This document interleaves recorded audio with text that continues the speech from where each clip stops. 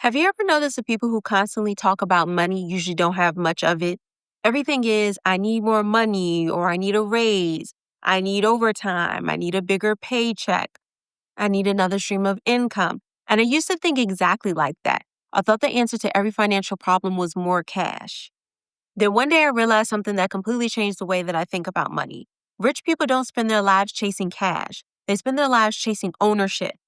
Hi, I'm Kiyane, a registered nurse, and on this YouTube channel, we challenge the way you've been taught to think about money because changing your finances starts with changing your mindset. So if that kind of content you're looking for, make sure you subscribe to this because every week we're exposing another money lie that's keeping people from building real wealth.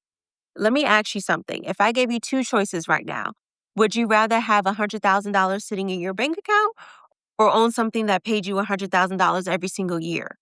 Most people most immediately say, I'll take the cash. And I get it because that's how we've been taught to think. Cash feels safe. Cash feels flexible. Cash feels like freedom. But here's the realization that changed everything for me. Cash isn't the goal. Cash is the tool. Ownership is the goal. Think about it. If I handed you an apple, you could eat today. But if I handed you an apple tree, you could eat for years. So why are we spending our lives chasing apples instead of trying to own the tree?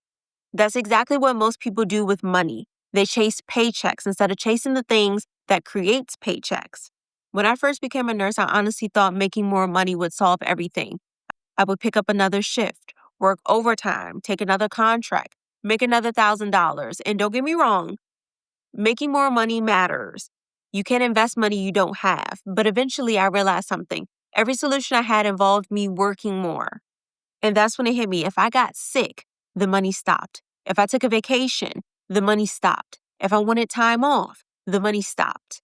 So I wasn't building wealth. I was just becoming a higher paid employee.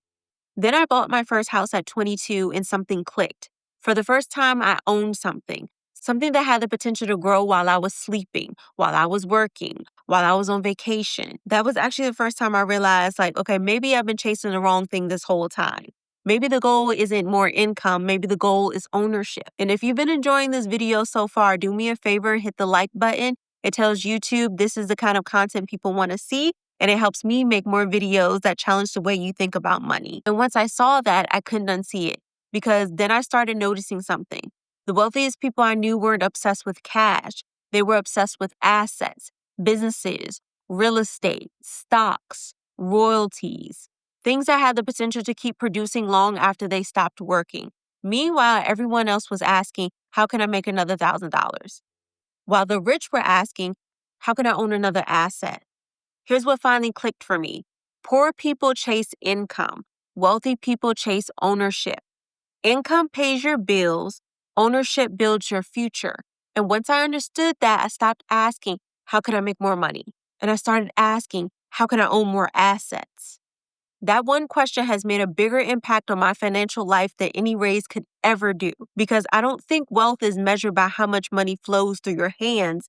I think it's measured by how many assets stayed attached to your name.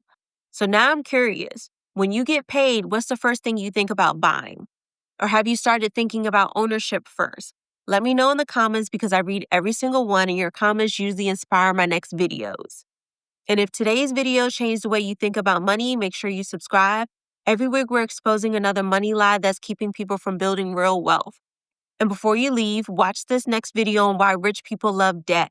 I know that sounds completely backwards, but once you understand the difference between debt that buys liabilities and debt that buys assets, you'll never look at money the same way again. I'll see you in the next video.